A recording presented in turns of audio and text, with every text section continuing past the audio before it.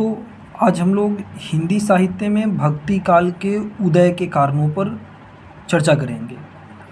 देखिए, भक्ति काल को हिंदी साहित्य का स्वर्ण काल कहा जाता है। डॉक्टर जॉर्ज ग्रियर्सन ने भक्ति काल को हिंदी साहित्य का स्वर्ण काल कहा और भक्ति काल को पूर्व मध्य काल के नाम से जाना जाता है। रामचंद्र शुक्ल ने अपने इतिहास में इसका कालक्रम संवत 1375 से लेकर के 1700 विक्रम संवत माना। देखिए, भक्ति शब्द का सर्वप्रथम उल्लेख श्वेतर उपनिषद में मिलता है और मोनियर विलियम्स के अनुसार भक्ति शब्द की उत्पत्ति भज धातु से हुई है और भक्ति का जो उदय हुआ ये दक्षिण भारत में हुआ। आप लोगों ने पढ़ा होगा कि भक्ति आंदोलन का उदय दक्षिण भारत में हुआ, अलवार और नैनार संतों के द्वारा किया गया। देखिए, दक्षिण भारत में जो संत वैष्णव थे, जो विष्णु की उपासना करते थे, वो अलवार कहलाए और जो शैव थे, जो शिव की उपासना करते थे, वो नैनार कहलाए। तो आपको पता होगा कि अलवार संतों की संख्या 12 थी और नैनार संतों की संख्या कितनी थी? 63 थी। तो भक्ति आंदोलन का जो उदय जो हुआ ये दक्षिण भारत में हुआ था। किसके द्वारा? अलवार और नैनार संतों के द्वारा किया गया। और जानते हैं इस चीज़ को, भक्ति आंदोलन को दक्षिण भारत से उत्तर भारत में लाने का श्रेय जाता है रामानंद को। रामानंद ने लाया। आपने एक पंक्ति भी सुना होगा कि भक्ति द्रविड़ उपजी लाए रामानंद, प्रगट किया कबीर ने सात दीप नवखंड। देखिए, तो भक्ति आंदोलन के उदय के संबंध में जो अलग अलग इतिहासकार हैं, ये क्या मत है इनका कि भक्ति आंदोलन का उदय कैसे हुआ। हर विद्वानों का मत अलग अलग है। तो आज हम लोग उन विद्वानों के मत को जानने की कोशिश करेंगे। सबसे पहले जॉर्ज ग्रियर्सन का नाम लेता हूँ। तो जॉर्ज ग्रियर्सन ने क्या कहा कि भक्ति आंदोलन ईसाइयत की देन है। मतलब ग्रियर्सन मानते हैं कि जो भक्ति आंदोलन जो है ये ईसाइयत की देन है। तो भक्ति आंदोलन ईसाइयत की देन है, ये किसका मानना था? जॉर्ज ग्रियर्सन का। इतिहासकार ताराचंद ने क्या कहा कि भक्ति आंदोलन अरबों की देन है। ताराचंद साफ तौर पे बोलते हैं कि भक्ति आंदोलन जो है ये अरबों की देन है। आबिद हुसैन, इनका मानना है कि मुस्लिम संस्कृति के संपर्क का परिणाम है। भक्ति आंदोलन जो है ये भक्ति आंदोलन क्या है? तो मुस्लिम संस्कृति के संपर्क का परिणाम है। ये इतिहासकार आबिद हुसैन का मानना है। लेकिन इरफान हबीब जैसे इतिहासकार मान रहे हैं कि अवर्णों की आर्थिक स्थिति में सुधार के कारण भक्ति आंदोलन हुआ। मतलब जो निचली जाति के लोग थे, जो अवर्ण लोग थे, निचली जाति के लोग थे, उनकी आर्थिक स्थिति में सुधार के कारण ही भक्ति आंदोलन का उदय हुआ। ये कौन मानते हैं? इरफान हबीब मानते हैं। ये भी काफ़ी हद तक सही है। देखिए, रामचंद्र शुक्ल क्या बोलते हैं? शुक्ल जी तो साफ तौर पे बताते हैं कि भक्ति आंदोलन इस्लामी आक्रमण की प्रतिक्रिया के कारण हुआ। मतलब देश में जब मुस्लिमों का आक्रमण हुआ तो मुस्लिमों की आक्रमण के फलस्वरूप ही किसका उदय हुआ? भक्ति आंदोलन का। ये रामचंद्र शुक्ल मानते हैं। तो शुक्ल जी मानते हैं कि इस्लामी आक्रमण की प्रतिक्रिया के स्वरूप भक्ति आंदोलन का उदय हुआ। ये बाह्य आक्रमण की देन मानते हैं। और हजारी प्रसाद द्विवेदी भक्ति आंदोलन के बारे में क्या मानते हैं? द्विवेदी जी का मानना है कि भारतीय चिंतन धारा का स्वाभाविक विकास है। ये जो भक्ति आंदोलन जो है, जो भारतीय चिंतन धारा का स्वाभाविक विकास है, किनका मानना है? आचार्य हजारी प्रसाद द्विवेदी का। तो पूछेगा आपसे एग्जाम में कि भक्ति आंदोलन भारतीय चिंतन धारा का स्वाभाविक विकास है, किसका मानना है? तो हजारी प्रसाद द्विवेदी का। मुक्ति बोध ने क्या माना? मुक्ति बोध का मानना है कि ऐतिहासिक सामाजिक शक्तियों के रूप में जनता के दुख और कष्टों से हुआ।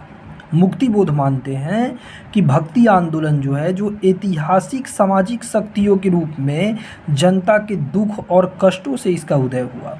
रामविलास शर्मा ये भक्ति आंदोलन को जातीय और जनवादी आंदोलन मानते हैं। रामविलास शर्मा लिखते हैं कि भक्ति आंदोलन एक जातीय और जनवादी आंदोलन है। तो आपसे पूछेगा कि रामविलास शर्मा का क्या कथन है? तो रामविलास शर्मा का कथन है कि भक्ति आंदोलन एक जातीय और जनवादी आंदोलन है। भक्ति आंदोलन को उत्तर भारत में लाने का श्रेय किसको जाता है? तो रामानंद को जाता है, मैं आपको बताया हूँ। और भक्ति दक्षिण भारत में जो अलवार संत थे, जो वैष्णव संत जिनकी संख्या 12 थी, और नैनार संत जिनकी संख्या 63 थी, उनके द्वारा भक्ति आंदोलन को व्यापकता मिली।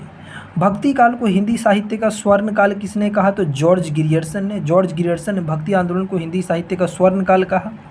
लोक जागरण कौन बोलते हैं? हजारी प्रसाद द्विवेदी। हजारी प्रसाद द्विवेदी भक्ति आंदोलन को लोक जागरण कहते हैं। क्या कहते हैं इसको? लोक जागरण। लेकिन रामविलास शर्मा इसको लोक जागरण काल कहते हैं। तो भक्ति आंदोलन को लोक जागरण काल के रूप में किसने जाना? तो रामविलास शर्मा बताते हैं कि भक्ति आंदोलन जो है जो लोक जागरण काल के रूप में भक्ति आंदोलन को रामविलास शर्मा ने बताया।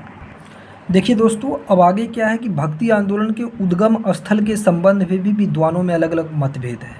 रामचंद्र शुक्ल लिखते हैं अपने हिंदी साहित्य के इतिहास में कि भक्ति का जो सोता दक्षिण की ओर से धीरे धीरे उत्तर भारत की ओर पहले से ही आ रहा था, उसे राजनीतिक परिवर्तन के कारण शून्य पड़ते हुए जनता के हृदय क्षेत्र में फैलने के लिए पूरा स्थान मिला। ये रामचंद्र शुक्ल बोलते हैं।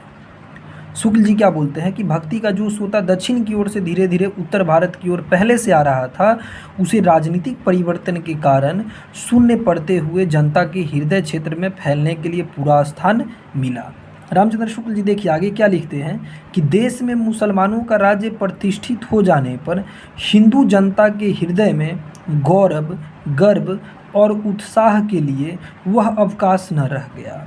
उसके सामने ही उसके देव मंदिर गिराए जाते थे, देव मूर्तियाँ तोड़ी जाती थी, पूज्य पुरुषों का अपमान होता था और वे कुछ कर भी न सकते थे। अपने पौरुष से हताश जाति के लिए, मतलब हिंदू जनता जो निराश हो गई थी, हताश हो गई थी, भगवान की शक्ति और करुणा की ओर ध्यान ले जाने के अतिरिक्त दूसरा मार्ग ही क्या था? ये रामचंद्र शुक्ल बोलते हैं।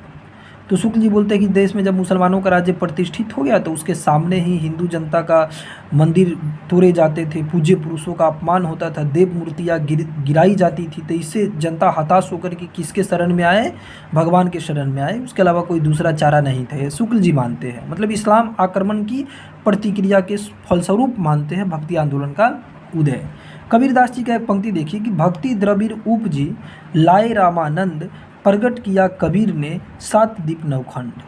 देखिए अब बल्लभाचार्य जी क्या बोलते हैं कि श्रीमद् भगवद गीता में कहा गया है, उत्पन्ना द्रविड़े शाहम वृद्धि कर्नाटके गता क्वति चितवन चिन्ह महाराष्ट्रे गुर्जरे जीर्णताम गता। श्रीमद् भागवत का है।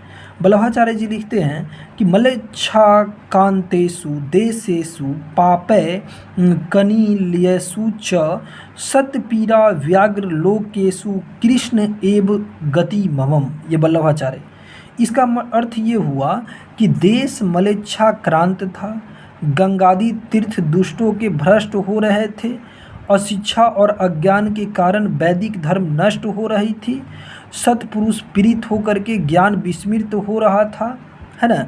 ऐसी स्थिति में मात्र कृष्णाश्रय में ही जीवन का कल्याण हो सकता था। ये बल्लभाचार्य जी बोलते हैं।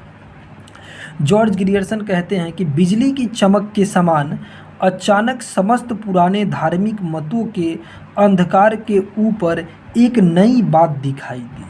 बिजली की चमक के समान अचानक समस्त पुराने धार्मिक मतों के अंधकार के ऊपर एक नई बात दिखाई दी। कोई हिंदू यह नहीं जानता कि यह बात कहाँ से आई और कोई भी इसके प्रादुर्भाव, ध्यान दीजिएगा, कोई भी इसके प्रादुर्भाव का कारण निश्चित नहीं कर सके। जॉर्ज ग्रियर्सन कहते हैं। ग्रियर्सन लिखते हैं ना, देखे होंगे आप, कि हम अपने को ऐसे धार्मिक आंदोलन के सामने पाते हैं जो उन सब आंदोलनों से कहीं अधिक विशाल है जिन्हें भारतवर्ष ने कभी देखा है। यहाँ तक कि बौद्ध धर्म के आंदोलन से भी अधिक विशाल है, क्योंकि उसका प्रभाव आज भी वर्तमान है। तो ग्रियर्सन ने भक्ति आंदोलन को बौद्ध धर्म के आंदोलन से भी बड़ा माना। ग्रियर्सन ने बौद्ध धर्म के आंदोलन से भी अधिक विशाल किसको माना? भक्ति आंदोलन को माना। अब आप देखिए, हजारी प्रसाद द्विवेदी अपने लिखते हिंदी साहित्य के भूमि में, लेकिन जोर देकर कहना चाहता हूँ कि अगर इस्लाम नहीं आया होता तो भी साहित्य का 12 आना वैसा ही होता जैसा आज है। ये किसका मानना था? आचार्य हजारी प्रसाद द्विवेदी का। भक्ति धर्म का रसात्मक रूप है। ये रामचंद्र शुक्ल का कथन है कि भक्ति जो है वो धर्म का रसात्मक रूप है। भक्ति आंदोलन भारतीय चिंतन धारा का स्वाभाविक विकास है। हजारी प्रसाद द्विवेदी, मैं आपको पढ़ाया हूँ। मैं इस्लाम को महत्व को भूल नहीं रहा हूँ, लेकिन जोर देकर कहना चाहूँगा कि अगर इस्लाम नहीं आता होता तो भी साहित्य का 12 आना वैसा होता जैसा आज है। देखिए, बाबू गुलाब राय का भक्ति आंदोलन के बारे में क्या विचार है? पराजय के बाद व्यक्ति या तो अपनी आध्यात्मिक श्रेष्ठता दिखाना चाहता है पराजय के बाद या तो व्यक्ति अपनी आध्यात्मिक श्रेष्ठता दिखाना चाहता है अथवा विलास में डूबकर पराजय को भूल जाना चाहता है। और भक्ति आंदोलन का स्रोत पहली मनोवृत्ति है, मतलब बाबू गुलाब राय का मानना है।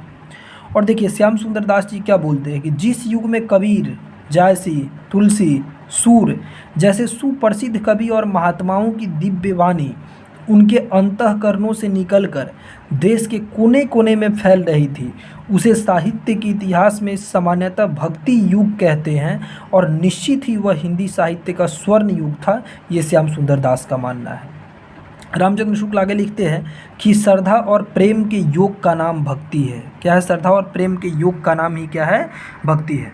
तो ये वीडियो फ्रेंड्स आपको कैसे लगा आप कमेंट बॉक्स में बताइएगा, है ना। ये सारे में से देखिएगा प्रश्न पूछे गए हैं ना किसी न किसी एग्ज़ाम में, तो आप मुझे कमेंट करके बताइए कि कैसा लगता है। फिर मैं आपको इसी तरीक़ा से और सीरीज़ सब ले करके आया करूँगा, ठीक ना। धन्यवाद। आप इसको अधिक से अधिक शेयर कीजिए ताकि हिंदी साहित्य के जो विद्यार्थी है वह इससे अधिक से अधिक लाभ उठा सके। जी धन्यवाद।